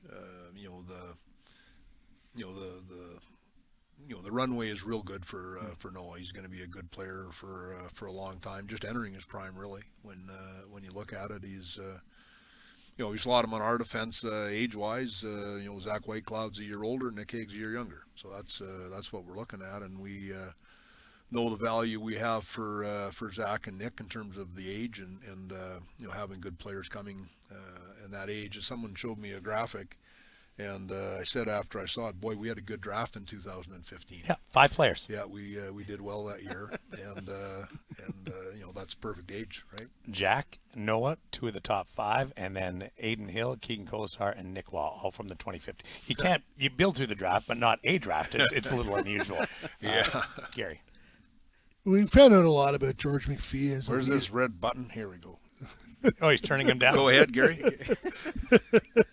We found out a lot about George McPhee as a leader when he determined that you should be the general manager of the team, and he went to Bill, and that he became the president. And you've got Bill, you've got George, you've got yourself, you've got Vaughn, Carpin, and a lot of people that have been here since the start.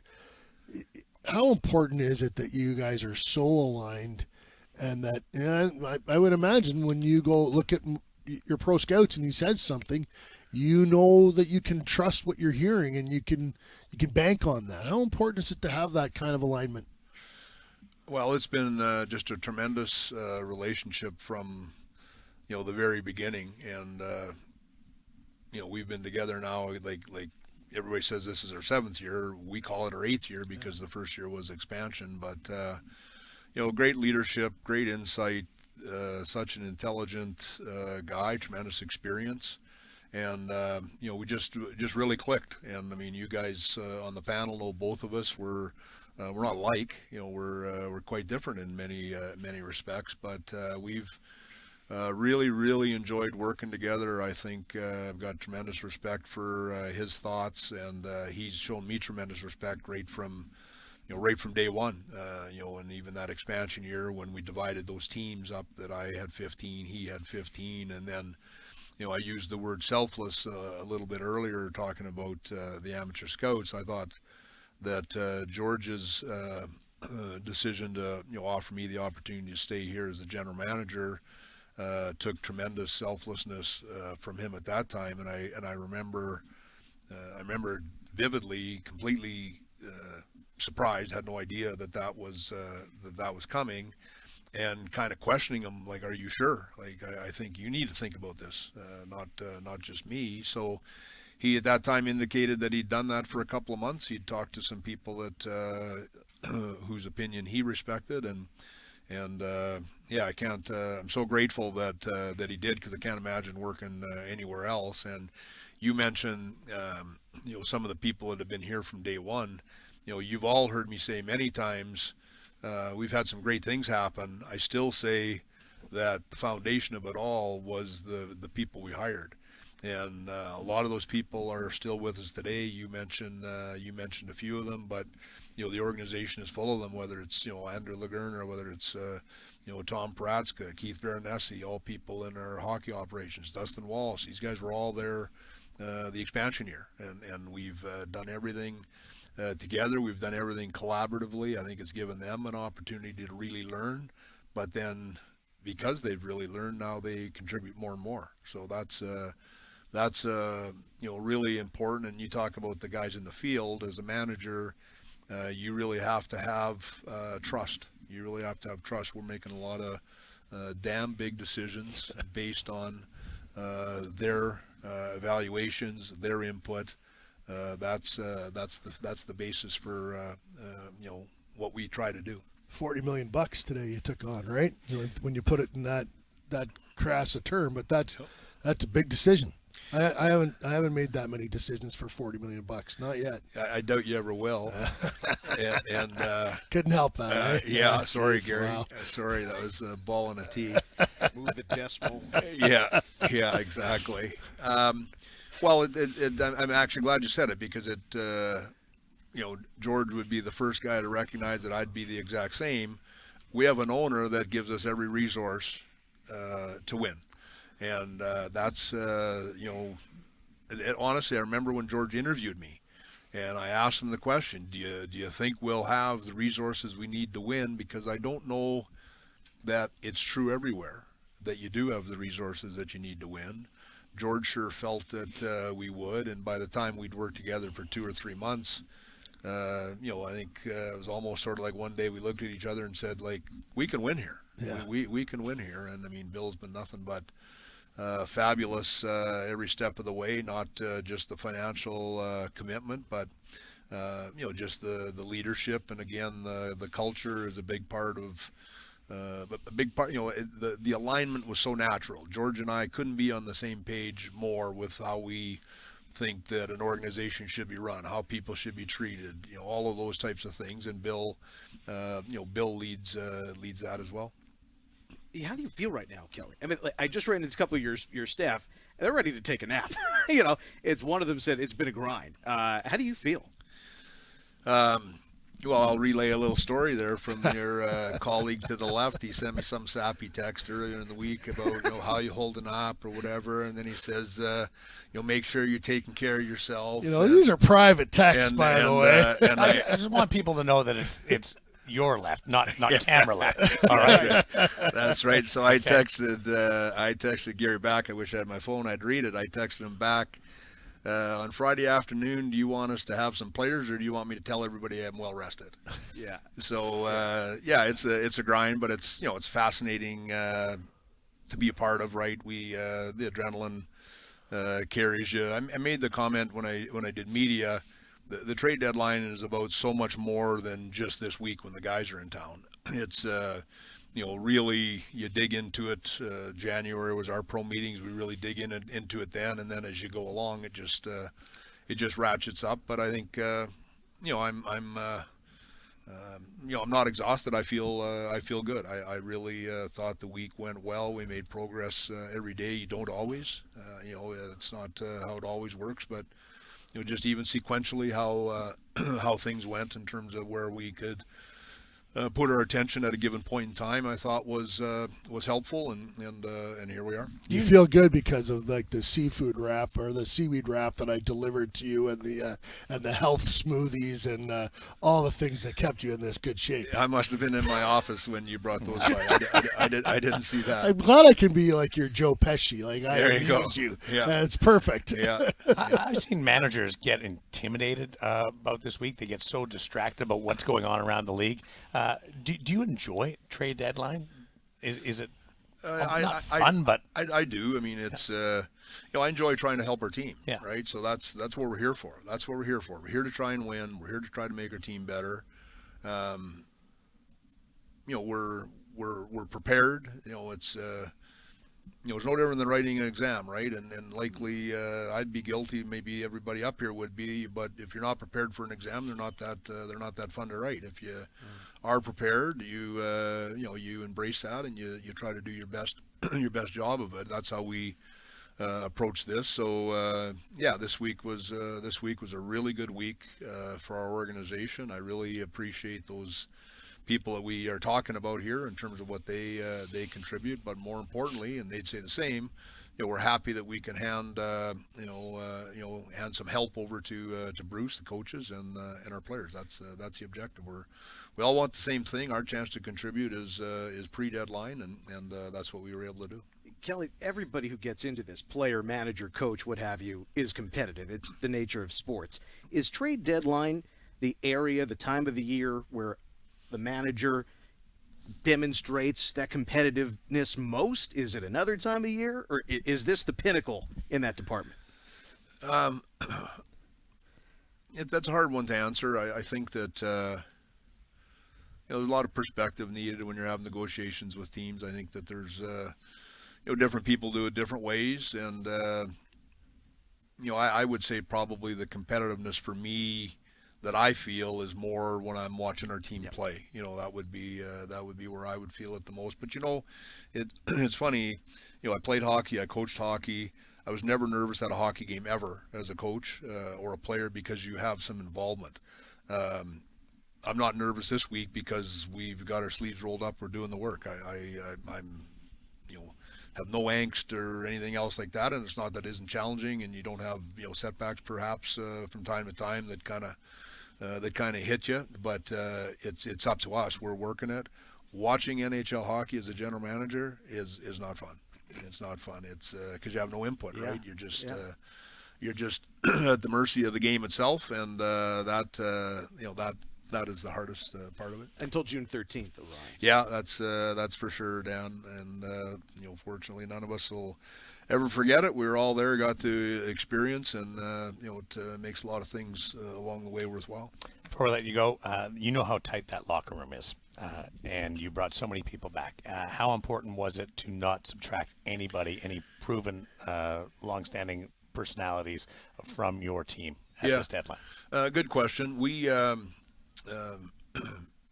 It's what I allude to when I say that the trade deadline can be stressful. We never had one roster player involved in a trade discussion at any point all year. So from the very beginning right through until noon today, we never ever had any plans or any any consideration of taking somebody out of our room. And again, there's a certain respect I think our players have earned because of what they've done, and that would be really, really important for us to be aware of. And it was, these deals, you're not, unless you get to a point as a team where you have to do dollar in, dollar out to make a trade, which we weren't in that position.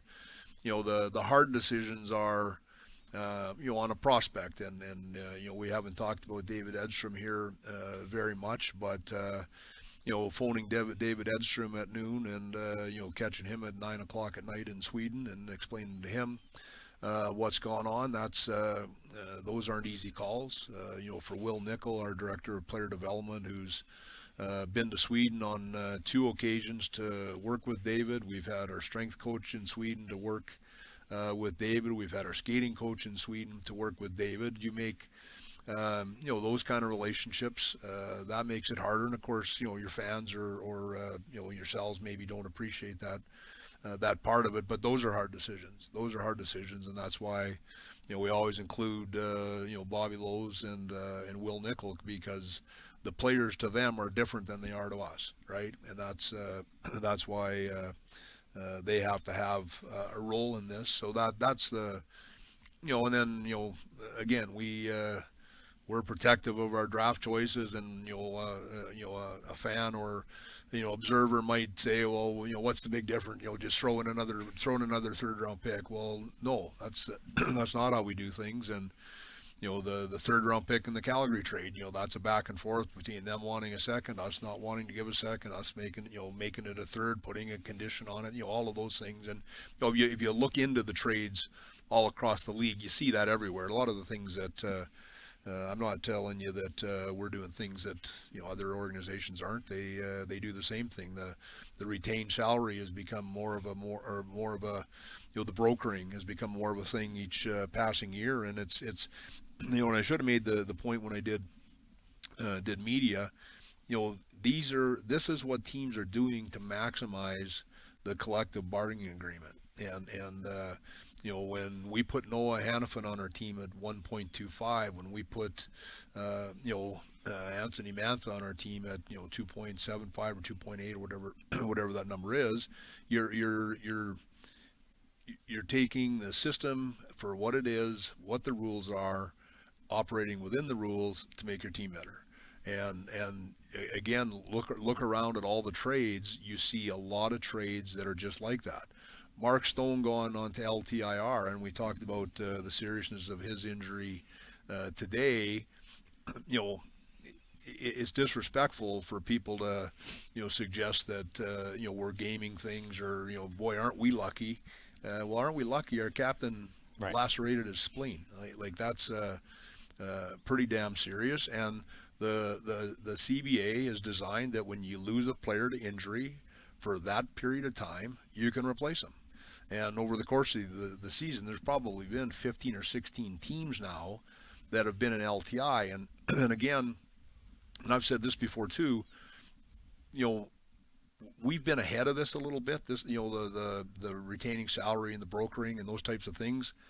More and more teams do it because the flat cap, just squeezes and squeezes and squeezes teams. So you learn to look at everything you can do within the rules to put the best team on the ice. That's what you do. So that's kind of just a little bit of history on how some of those things happen. Wonderful stuff. 3 acquisitions and multiple shots over at Gary Lawless. And I don't know which one I appreciate more. Which category? Is there anything else you have to say to Gary? Just that I'm well rested. I feel good. Yeah, that's important. I took care of myself. You don't need to step back for a couple of days after this trade deadline. No, I'll be at work the rest of the day and tomorrow. Okay. Well, Gary will check on you. Yes, he will. Make sure. Yes, he will. That's what friends are for. Yeah. He's a good one. He's one of the best. Yes, thank you and congratulations. Thanks, everyone. Thanks, Thank you. There's General Manager Thanks, Krim. Kelly McCrimmon joining us after the acquisition of Noah Hanifin, Tomas Hertl, and Anthony Manta. There's a look at the standings. The playoff picture sets up like this in the Central and the Pacific Division, with the wild card as well, and every team writes its own story. Kelly McCrimmon, one of his standard lines, and the Golden Knights in a spot right now where they could use a boost, and they get it today with the acquisition of Tomas Hertl from the San Jose Sharks, who will be in the lineup at some point during the back half of this regular season. Hanifin has arrived, and boy, he could use Gary's tender loving care right now after what he went through yesterday. Go too far here, okay? There's selfish reasons for wanting Kelly to be in good health. You saw what he did this week, right? Yeah. The fact that the guy's operating at top capacity means the best general manager in the NHL is getting his stuff done. I got a Stanley Cup replica trophy at home and a Stanley Cup ring. That didn't happen by accident. Okay. It's wonderful. Yeah. I love it when you back up your argument with passion. I'm selfish as well. But I don't remember you dropping smoothies off to me. Dan, did you get a? Hey, hold on a second. Did you get a smoothie, Who Dan? texted you more while you were on the DL than me? Yeah, good point. Checked in every day. Yeah. And if you could have, we had a microphone on the bus to have some of the comments, the hurtful comments that were made about your absence, none of them came from me. Wow. Not once did I say, Millard is milking this. As Gosher is mentioned a couple of Bullseye. times. Cabo was brilliant. Cabo was very relaxing. Thanks to Ghost Energy for making sure that we could survive this with plenty of energy. Kelly, I'm sure, could use one of those because he downplays it a little bit, but it is a grind that starts long before this trade deadline week. But I asked Gary this question about being most surprised. Hanifin, a defenseman coming into the organization, which not a lot of people had from the outside. Or inside, for that matter, with our minds following the National Hockey League, or Tomas Hertl, who I'm sure that there's a handful of general managers right now going, had no idea he was available. Yeah, you know what surprised me, Darren? Was he wasn't available, right? Yeah, and Kelly told us that the conversations he had with San Jose and Mike Greer go back, months. This is not something that came together just in the hours leading up to the deadline. That's big takeaway. A lot of fans will think that, okay, it's trade deadline week and you're working on this stuff now, when in reality it's been going on for a long time, and yet we didn't hear Hertl's name. Hanifin's name was out there given the contract, but Hertl's name, I certainly hadn't heard it anywhere. There'll be one of these, that with notes from every step of this deal that would be like, if you were a fan, I would love to read it, right? Frame it and put it in the Louvre. Talk to Mike Greer. Yeah. Mike said he's got a full no move. I'd have to talk to him first. Not ready to do that. Let's work on the framework of a deal. But then to hear Kelly, he didn't share that here. He did with his general media. He said, when I was talking to Calgary about Hanifin, I had already put my 2025 first into the conversations I was having with Mike Greer about Hurdle. So he had to say to Craig, okay, this pick is already potentially going to go somewhere else. So I'll put it in the deal as a conditional, and if I can make this other deal, it slides to 26. You okay with that? Yeah, I am. Then you complete that deal, and then you still have all your pieces so that you're able to do the San Jose deal. And then when it comes to fruition, he picks up the phone, calls Craig Conroy, and says, that pick, the conditional pick, it's going to be the 26. Yeah. I'm using it somewhere else. And then you're able to. So there's a couple of things.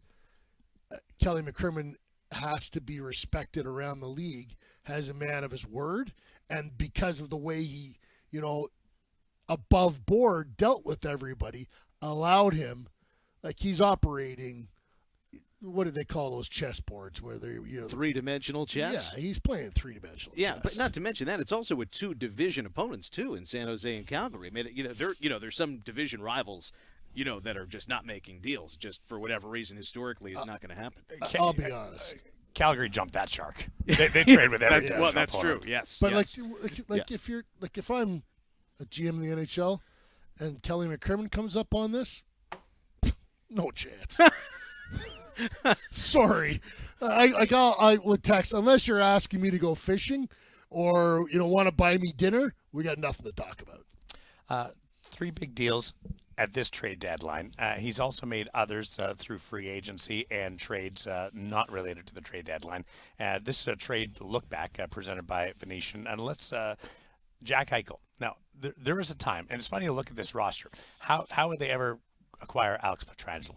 They found a way. Jack Eichel. How would they ever be able to fit Jack Eichel in? They acquired Jack Eichel, and he comes over along with Matthew Cataford, who's having a great year right now in the QMJHL, and that costs you a lot at the time. But when you look at the impact right now of just Jack and then a third-round pick, and it turns out to me, Matthew, like that swing is worth it. And you don't know how he does it, how they make it work, but there's a reason why people say they go out and they get every good player. And Kelly says, we don't go after every good player. But it does feel like it does, because there's an urgency. We talk about urgency among the players on the ice sometimes. The organizational urgency to acquire players. And Gary and I were talking about this earlier, Darren. It's something where you can see, and Kelly mentioned it too, with Dean and Barbashev, the similarities as players, except, Dean, if he were to be on track, would turn into Ivan Barbashev, they hoped, in say 6-7 years. Well, here's Ivan Barbashev himself right now, and this team is ready to win a Stanley Cup right now, and they did. And this has been the strategy from the very beginning. You look at every trade deadline that has come and gone since the Golden Knights have come into the league, and talk about the draft assets that we discussed earlier. It's like a full court press, only on paper. And it is exciting, the entertainment value of it. How many people are just as interested in the transactions as they are in the games themselves? And it is full marks for the entertainment value when it comes to the Golden Knights and their front office. This time of the season is so much about a rental. But what Kelly's done with the opportunity to negotiate with Anthony Mantha or Noah Hanifin, and there has been a speculation about an extension, more specifically with Noah Hanifin, term left with Thomas Hertl. That leads into the future along with now. Yeah, that's what's fun about this, because there might be some moves an organization will make, and you're all in this year, and next year, forget about it. It's just not going to turn out well. I mean, there are moves that are simultaneously helping the team in a huge way for now, but you look at it a year from now, I mean, you could go down the list of what's happened already, Gary, but Tomas Hertl, and what we've already seen, he's only 30 years old. We talked about the ages of these guys who've come in, too. Hertl's the oldest at 30. So you're not looking at a guy who's in the last stages of his career. This is stuff that's really exciting to see, not only for now, but what's coming ahead.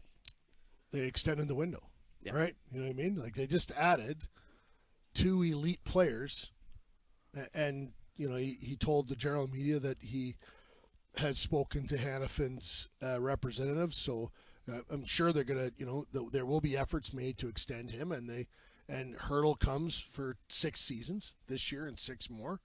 Like, they just added 2 elite players that are in their prime. That their window, if it was 3 or 4 years, it's now, or if it was, it's now bigger than that. They got better today, and they got better in the future. Can I bring up one more thing, Darren? And that's with all of the players that have gone, that have come in, and the draft picks that have gone out. We see all the other moves that have gone on around the league and young prospects.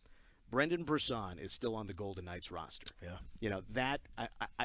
If you had told me a week ago that the Knights were going to acquire the 3 players they got, and Brendan Brisson, who is, I would say, the most heralded young prospect, that Brisson would still be in the organization, they didn't have to give up on him, and they still got those 3 players. Holy cow! I'll throw Caden Korczak. And there are others too. Yeah. He's just Korczak is to me is still part of the organization. Well, and I got to be honest with you, I don't consider a Korczak a prospect. He's an NHL player that's another thing. When the playoffs start, Caden Korczak's in the mix. He was very good when he played NHL games this year. So, and you know, Craig Heisinger, assistant GM of the Winnipeg Jets, always tells me you need 10 defensemen to win the Stanley Cup. How many did they use last year? They used the regular 6 plus Bahal plus Hutton. Anybody else? I think that was the only time.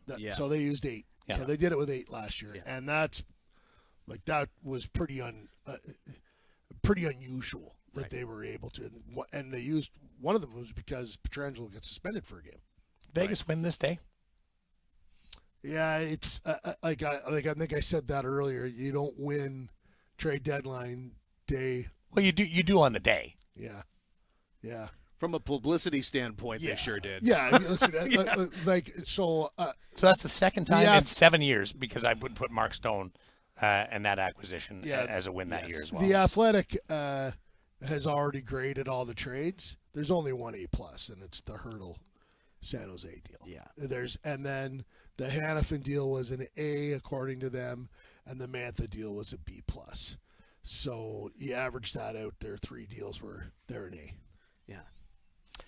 Stanley Cup odds have been adjusted as we've gone on through the day, and you see where the Golden Knights are at a top 5 favorite to win the Stanley Cup. Brought to you by BetMGM, the Edmonton Oilers and the Florida Panthers ranking at the top. But you see the challenge now is going through the West. Based on the odds, is going through the West. With Edmonton, Colorado, Dallas all up there, and Winnipeg. The Winnipeg Jets to me are right in the mix there. But it is funny. Carolina got better for sure, but Florida to me is heading like Florida's the favorite in the East. And who knows? Maybe they get their candles blown out in the first round like the Bruins did last year. But the West is. It'll be interesting to see if whoever comes out of the West, if they can still stand on one leg. Both the Central and the Pacific, right? It's insane. There's just really, really good teams atop both sides. Vancouver's not on there. We just watched Vancouver play last night. The Vancouver Canucks are a Stanley Cup contender. Yeah, a point behind the Florida Panthers, who have the NHL's most points. And the good news is, and we thought about this, last year in the run to the final for the Golden Knights, of all of those really competitive teams in the Eastern Conference, you only have to play one of them if you're the Golden Knights, right? You might. I mean, of the 5 teams that were just listed above Vegas on that graphic, Darren, the maximum number of opponents in the playoffs is 4. You're going to have 3 Western Conference opponents and 1 Eastern Conference opponent, and sometimes it can be overwhelming. You see all these teams, the arms race that comes with it. Well, it's not a round robin. You only play the teams in front of you. You've got 4 opponents to beat to hoist the Stanley Cup, and you never know who's going to knock somebody out. I mean, the Boston Bruins look like a behemoth, and the Knights played the Florida Panthers in the final. I need my nap. We almost done? Stanley Cup odds presented by MGM. Let's look forward then. Kelly said, turn the page. Yeah. And turning the page is significant because of where this team has been over the last couple of weeks. What do you think has to happen? What do you think the impact of this week has on tomorrow night and moving forward? Yeah, the quote that Kelly said to the press earlier was there was a certain amount of angst for players, and I do wonder if that has been building over the recent days, even weeks, where use the cliche, grip your stick too tight, you think too much about something, and now that that you're worried maybe the player might be subtracted to bring somebody up, maybe, or you lose your job or whatever it might be. Just that angst, the uncertainty, and Kelly even said that it might affect some players that you wouldn't expect, and who knows, right? We're not in these guys' minds, but he did point that out as a demarcation point. Well, now it is what it is. What has happened, and now it is time to turn the page, as you said, Darren. So just that mental reset. I wonder if that cleanse of word that Bruce Cassidy had used, I wonder if that is the precipitating point here. I do believe there is a Stanley Cup hangover, and I believe that it's emotional and physical. And I think that the physical is taking care of itself right now. They're getting healthy, slowly but surely.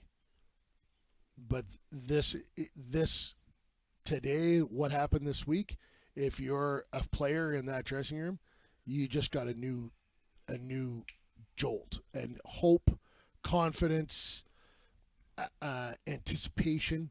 Like they have to be looking around themselves right now saying, okay, we can get it together. We got a chance. Yeah. And that Bruce Cassidy said the other day, we played like we didn't want it. He said that in Columbus after the game. Well, this should make you want it because this team has chance to repeat. You want to feel the same thing as the players? Ghost energy. Yeah. Right there. You won't need your nap. That'll get you through the deadline. Yeah. The deadline's gone, guys. And so is the deadline for the show. Raising Cane's, thank you. Appreciate it. Cirrus I'm Aviation. worried about my large voice. Yeah. We're We're great not. to have you back, You are not worried about me at all. I really you am. You are very much focused on Gary. I will say, I love what you do with Kelly. You bring out a different side of Kelly every now and then, and it's beautiful to watch. You play that role very well. Yeah, well, you can only talk back so much to the boss, right? And the fact that you're talking about how you need to go for a nap, and he just pulled off 3 wonderful deals, and he's going strong. Thanks, everybody. It's awesome. Hope you had fun. We just get to talk about it. Yeah. Thank you for watching the Vegas Golden Knights Trade Deadline special from Studio 31. Noah Hanifin, Anthony Mantha, and Tomas Hertl. They're back in action tomorrow against the Detroit Red Wings. Hanifin and Mantha will be in the lineup. We look forward to it. Thanks for watching. This is presented by Cirrus Aviation.